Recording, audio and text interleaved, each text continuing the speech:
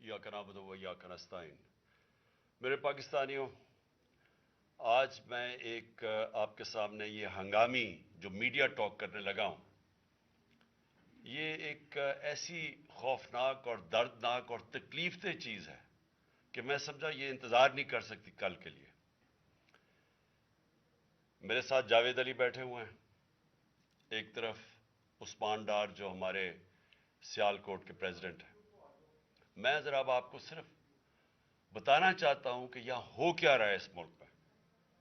मैं अपनी कौम को आगाह करना चाहता हूं कि पाकिस्तान को किस तरह एक बनाना रिपब्लिक बना दिया गया है।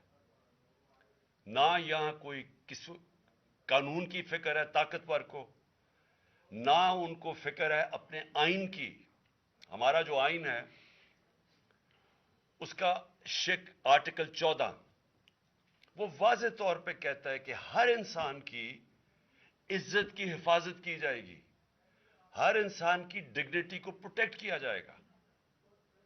ये हमारा आइन हमें हक देता है। लेकिन जो ये जावेद अली से हुआ, ये मैं इसके मुंह से आप सबको आपको सुनना चाहिए कि इस इंसान से हुआ क्या। और मैं उसके बाद आपको बताऊंगा, ये जब खत्म कर देंगे, कि ये जावेद अली तो एक आदमी है जो सामने आ गया है। यहां इतने लोगों को इन्होंने, जब से हमारी गवर्नमेंट गई है, इस तरह के बयान दिलवाने की कोशिश की कि या हमारे एमपीज एमएनएज जो तकड़े वजीर हैं उनके खिलाफ दो, या उनके ऊपर वीडियो फिल्म बना दो, या ब्लैकमेल करने के लिए उनकी कोई ऑडियो टेप्स कर दो, या उनके ऊपर कोई करप्शन के केसेस बना दो ब्लैकमेल करने के लिए। सिर्फ एक इनका मकसद है कि किसी तरह तहरीक इंसाफ और इमरान खान को कमजोर करके इन चोरों को फिर से इलेक्शन जिता दिया जाए। अब मैं जावेद अली की इंट्रोडक्शन करवा दूं। इनको उस्मान डार ने, जो क्लास 4 होती है, जो क्लास 4 की नौकरी होती है, वो नौकरी दिलवाई सियालकोट में। ये खुद बताएंगे कि इनकी नौकरी एक चौकीदार थे जी, चौकीदार। चौकीदार की नौकरी थी। इनको उठाया गया, पुलिस ने उठाया, और उसके बाद नामालूम अफराद ने उठाया, और अब इनसे पूछे, इनकी ज़बानी पूछे कि इनसे किया क्या गया। फिर मैं वापस आता हूं आपके पास। बोलो जावेद। अस्सलाम वालेकुम। जी, मेरा नाम जवेद अली है। मैं चौकीदार की नौकरी करता हूँ एजुकेशन डिपार्टमेंट में। तो मुझे उधर बुलाया जाता है कॉल करके कि आप आएँ इधर और आप सैलरी अप्लाई करें और आपको जो है ना आपकी सैलरी मिले। मैं उधर गया हूँ और मुझे उधर सुबह 11 बजे से लेके तकरीबन 3 साढ़े 3 बजे तक बैठाया जाता है। आप बैठो, करते हैं तकरीबन उधर 4 बजे के करीब 7-8 पुलिस वाले आते हैं। वो उधर से मुझे पहले हथकड़ी लगाते हैं, बाद में मेरे आंखों पे ऊपर शर्ट बांधते हैं और ऊपर चोला डाल लेते हैं कि जैसे मैं कोई दहशतगर्द हूँ। ठीक है। उधर से मुझे प्राइवेट गाड़ी में उठाते हैं और ले जाते हैं नामलूम जगह पे।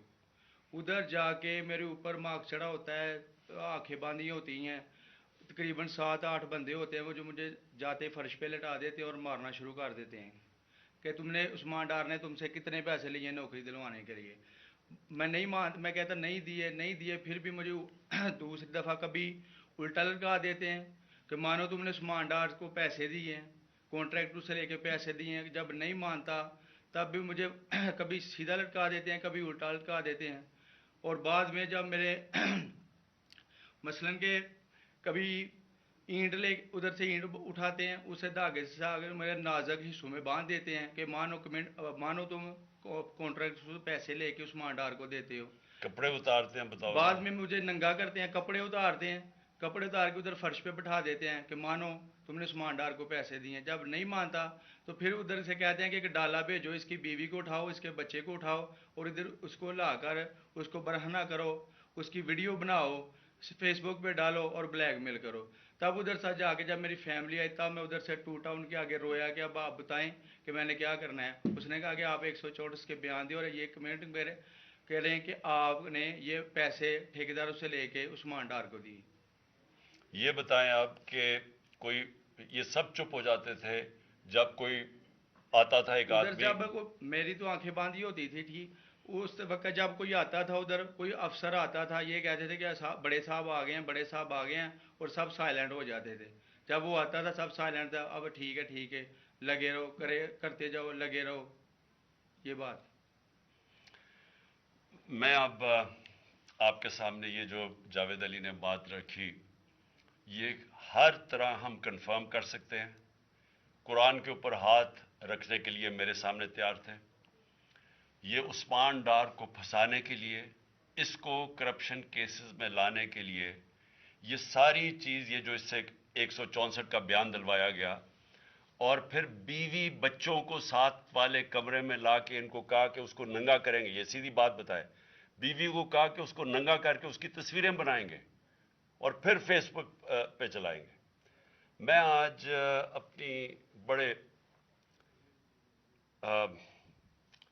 رسپیکٹ سے، میں اپنی عدلیہ سے، میں اپنی چیف جسٹس صاحب سے کہنا چاہتا ہوں کہ دیکھیں، میں اب سے نہیں، جب سے ہماری حکومت گئی ہے، میں تب سے کہتا رہا ہوں کہ ہمارے بنیادی حقوق کی حفاظت کون کرے گا. شہباز گل کو اٹھایا، اس کو ٹارچر کیا گیا، اس کو ننگا کیا گیا، اس کو لٹکایا گیا اوپر، اس کو مارا گیا.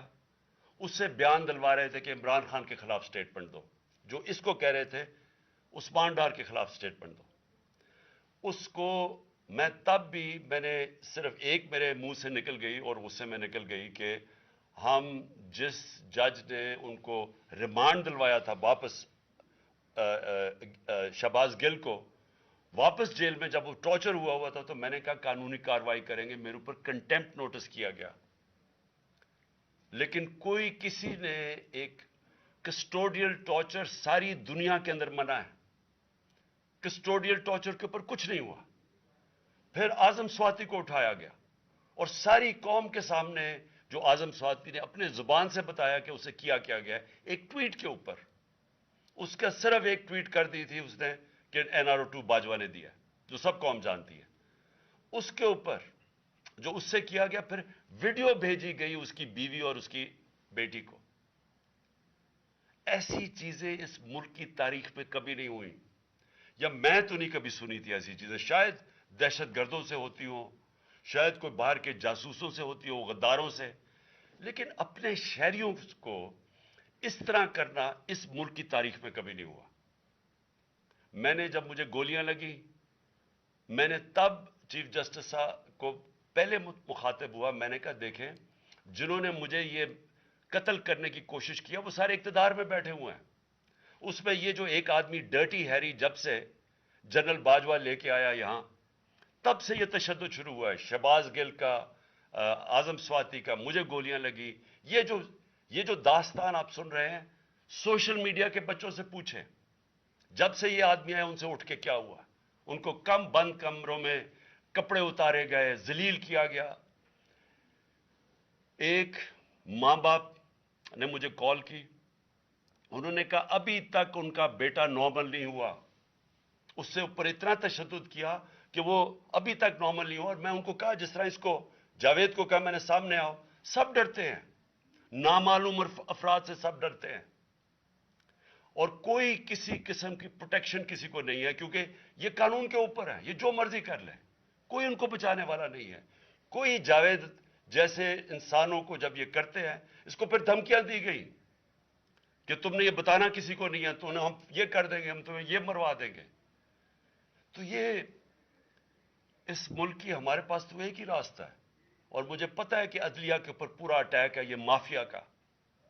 یہ پولیٹیشن نہیں ہے، یہ مافیا ہے جو ٹیپیں بناتا ہے ججز کی، جو ہر قسم کی بلیک میل کرتا ہے. انٹیریئر منسٹر ٹیپ چلا رہا ہے کسی کی، یہ بالکل غیر قانونی چیز ہے. وہ جج کی ٹیپ چلا رہا ہے، وہ اس کی مریم وہ ٹیپ چلا رہی ہے کسی ارشد ملک جج کی، کبھی ثاقب نثار کی ٹیپ چل رہی ہے. یہ کسی مہذب معاشرے میں یہ چیزیں نہیں ہوتی. یہ کنٹرول کے لیے، عدلیہ کو کنٹرول کے لیے صرف یہ سارے حربے استعمال کیے جا رہے ہیں. میں آج اس پلیٹ فارم سے اپنے چیف جسٹس اور اپنی ہائر جوڈیشری کو، امید تو صرف آپ سے رہ گئی ہے. اس وقت جو جس طرح کا ظلم کیا جا رہا ہے، یہ نامعلوم افراد جو کر رہے ہیں اس ملک کے ساتھ، اور خاص طور پہ جو ڈرٹی ہیریا ہے، میری ساری انہوں نے، یہ کیسے ہو سکتا ہے کہ میری جو ساری جے آئی ٹی کی رپورٹ تھی، جو انہوں نے فورینسک ایویڈنس جمع کی ہوئی تھی، وہ ساری ختم کر دی ہے. ان 4 آفیسرز کو پھر اوپر بٹھا دیا ہے جن کے اوپر پروسیکیوٹر جنرل نے کہا تھا کہ انہوں نے میری جے آئی ٹی کی ایویڈنس سیبوٹاج کرنے کی کوشش کی. اس نے ٹیررزم کورٹ کو بتایا ہے، ان کو واپس لا کے اوپر بٹھا دیا ہے. یعنی اس سے انصاف ملے گا؟ ساری ایویڈنس ختم کر دی ہے. تو ہمیں کدھر جائیں گے ہم؟ میری ریکویسٹ ہے چیف جسٹس صاحب، یہ جاوید علی کی، اس کے اوپر سوٹ موٹو ایکشن لیں، پتہ چلائیں کہ یہ کون لوگ ہیں. اور اوپر سے اس نے نامعلوم افراد نے اس نے سنا کہتے ہوئے کہ پولیس کے اوپر سارا الزام لگانا، پولیس کو پنچنگ بیگ بنانا، اور کچھ نہ کہنا، نہیں تو ہم تمہیں یہ کر دیں گے، مار دیں گے. دیکھیں جی، وقت آ گیا ہے. میں اپنی جوڈیشری سے یہ کہنا چاہتا ہوں کہ یہ جو بھی آپ کا سب سے بڑی جوڈیشری کی سب سے بڑی ذمہ داری ہمارے بنیادی حقوق کی حفاظت کرنا ہے. یہاں جس طرح یہ رجیم چینج کے بعد جس طرح بنیادی حقوق ختم کیے گئے ہیں، لوگوں کو لاوارث چھوڑ دیا ہے، سمجھ نہیں ہے لوگ جائیں کدھر انصاف کے لیے. ہم نے ایک پرامن احتجاج جیل بھرو تحریک شروع کی. جو لوگوں کو اٹھا کے لے کے جا رہے ہیں، ان کو کپڑے نہیں دے رہے ہیں، ان کو دور دور لے گئے ہیں، کسی کو اٹک ڈرانے دھمکانے سے خوف پھیلا رہے ہیں. ایک طرف ایک پرامن احتجاج تاکہ ملک میں نقصان نہ پہنچے. اب ہماری قوم آگے مشکل میں ہے، مہنگائی میں ڈوب گئی. کبھی پاکستان کی تاریخ میں 41% مہنگائی انفلیشن نہیں ہوئی. چھوڑ کے گئے تھے 12% تھی، آج 41% ہے. ہم اس کے احتجاج کریں کہ چور اوپر بٹھا دیے، این آر او مل گیا ہے، پکڑ کے یہ حالات ہوتا ہے، سب کو ڈرانا دھمکانا، جرنلسٹ کو، صحافیوں کو، ٹی وی چینلز کو. تو میں صرف چیف جسٹس صاحب اور آپ اپنے سپریم کورٹ سے آج خاص درخواست کرتا ہوں کہ یہ جاوید علی کی کہانی سنیں، پوچھیں کون ذمہ دار ہے. کہیں تو لائن ڈرا کریں کہ اب ان کو خوف تو ہو کہ کوئی کھڑا ہے ان کے لیے، عوام کے لیے، عوام کے ساتھ کھڑا ہے. کوئی تو ایکشن لیں تاکہ عوام کو کوئی حوصلہ ہو کہ ہماری عدلیہ ہمیں بچائے گی. کون بچائے گا جاوید؟ سوچیں کہ بیوی بچوں کو ساتھ والے کمرے میں جا کے کہتے ہیں اب اس کو ننگا کر کے ہم اس کی تصویریں بنائیں گے. یہ کون سے معاشرے میں ہوتا ہے؟ یہ کوئی غدار ہے؟ کوئی ایک چوکی دار کی کلاس 4 کی نوکری کر رہا ہے، اس سے اٹھا کے یہ کیا کہ جی اس کے خلاف ایویڈنس دے، کہ وہ دیکھیں جی کتنا آپ نے اس کے لیے کتنی، پتہ نہیں کدھر سے اس نے کلاس 4 کے چوکی دار نے پتہ نہیں کیسے پیسے بنا کے دینے تھے اس کو. لیکن کوئی ایویڈنس مل جائے تاکہ کسی طرح تحریک انصاف کا جو سیالکوٹ کا ہمارا ڈسٹرکٹ کا پریزیڈنٹ ہے، اس کو کسی طرح گندا کیا جائے اور اس کو کسی طرح نااہل کیا جائے، کسی طرح اینٹی کرپشن میں آ جائے. اور یہ ہے پنجاب کی جو انہوں نے کیئر ٹیکر گورنمنٹ، یہ جو ایک بددیانت دار ایک میں اس کا نام مجھے سمجھ نہیں آتا کہ ایسا گھٹیا چیف الیکشن کمیشن اس ملک کی تاریخ میں نہیں آیا، کہ شرم نہیں آئی کہ نیوٹرل کیئر ٹیکر یہ حرکتیں کرتا ہے. یہ نیوٹرل کیئر ٹیکر کے نیچے ہو رہا ہے.